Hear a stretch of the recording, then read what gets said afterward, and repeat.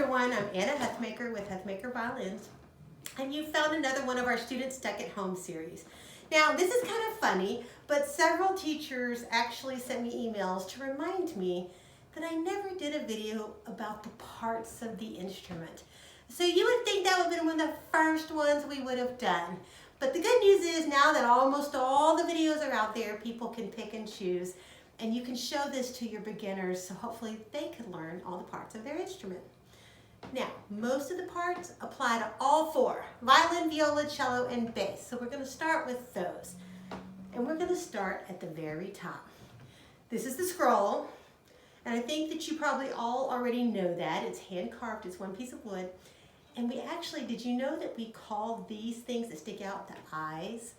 This is important to know because actually a lot of our string instruments we kind of named after the human body, and it helps you remember them. This is the scroll. These are the pegs. As a beginner, you know that you're not supposed to touch them. Later, as you get better, you learn that you're supposed to touch them and they're frustrating. And then later, when we become better and better, we use them every day to tune our instruments. If you know these are the pegs, then it's easy to remember that this is the peg box. So would you come up a little closer for me? This is my lovely, wonderful friend, Donna. And if you look inside the peg box, the pegs are in there and the strings are all wrapped around. This is where the end of your strings goes. And while we're up there, we can't forget the most important part up here, this little black rectangular piece of wood that goes across the top. That's called the nut. And we always say, what kind of nut? The nut playing the violin. But it's a separate piece of wood than the fingerboard. And you need to know that because someday like your nut may come unglued and you may need to go get it re-glued. So it's just a little triangle and it's usually ebony. Speaking of which, we have our fingerboard. And if you've been following the video series, you know we did an entire one on ebony.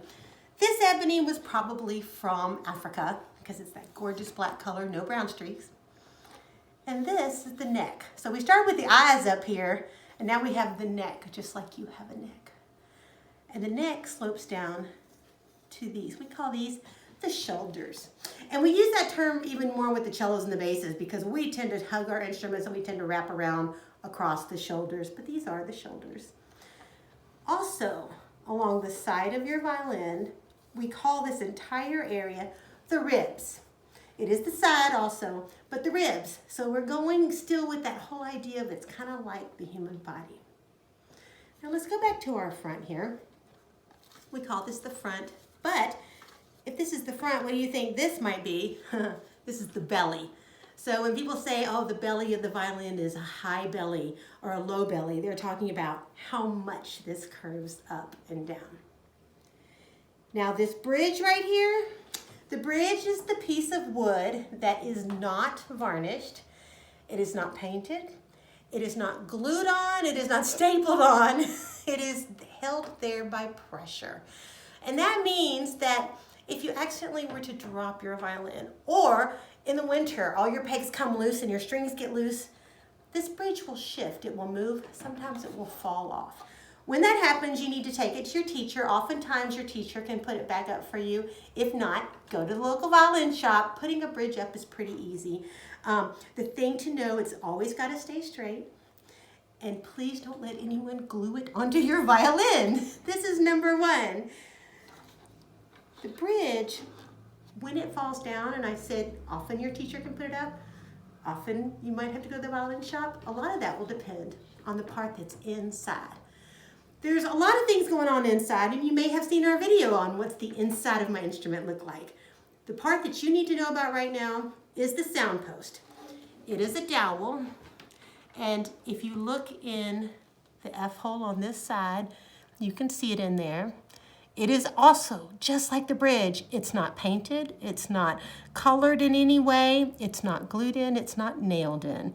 It is held there exactly in the one particular place by pressure. So if your sound post, if your bridge falls down, that means the pressure has come off the top of your instrument.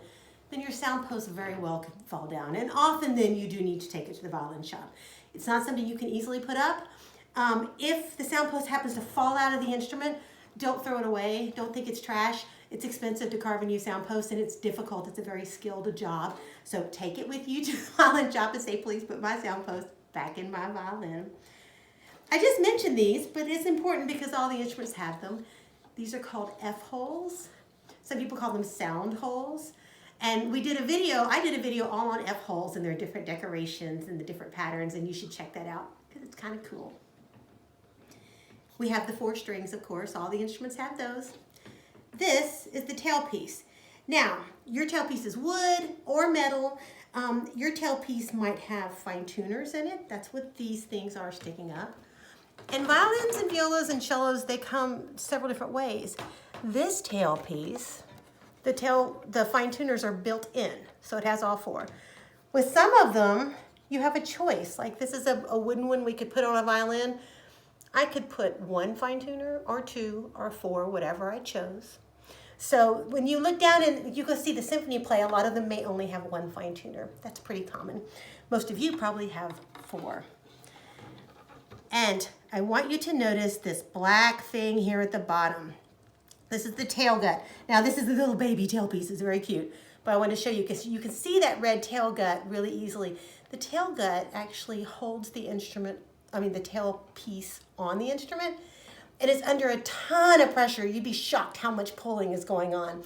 And it's kind of interesting, not very often, but every now and then these things will break. And when it breaks, it's like an explosion and the bridge goes flying and it usually makes a loud noise. And you think, oh my gosh, my instrument's destroyed.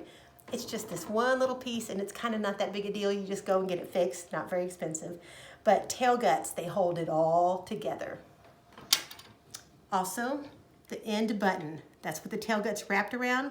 Now, here's where we're gonna kind of separate things because a violin has an end button and a viola has an end button. Violin and viola also have a chin rest. What does not have an end button and what does not have a chin rest? That would be our friend the cello and the bass.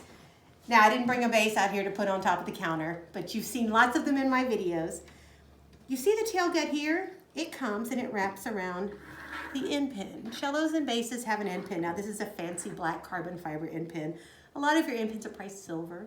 They slide in and out and they help us adjust the height of the instrument so when we're playing, we can get it in the right place. I think, let's finish talking about the body. The back, I know that one wasn't very difficult. You probably guessed that way before I got there. Shoulders, ribs, belly, back. It's just like our body. I think that's all the parts of the instrument. Have I forgotten any, Donna? I don't think so. Okay, good. So now that you know all the parts, and you might need to watch the video a few times, but I want you to memorize them all. Because if someone says, quick, grab your peg, quick, oh, her tail gut broke, you'll understand what they're talking about. If you have any questions, I'm Anna Huthmaker from Huthmaker Violins. You can go on our website anytime and shoot me an email and I will answer anything because I love talking about this stuff. We're almost done with the school year. I've only got a few more videos to go. Please, please, please take a second. Go email your teacher. Tell them thank you. They are working their fingers to the bone for you guys to have some digital learning at home. I wish you could know how hard they're working and how much they miss you. Thank you so much. Now go practice.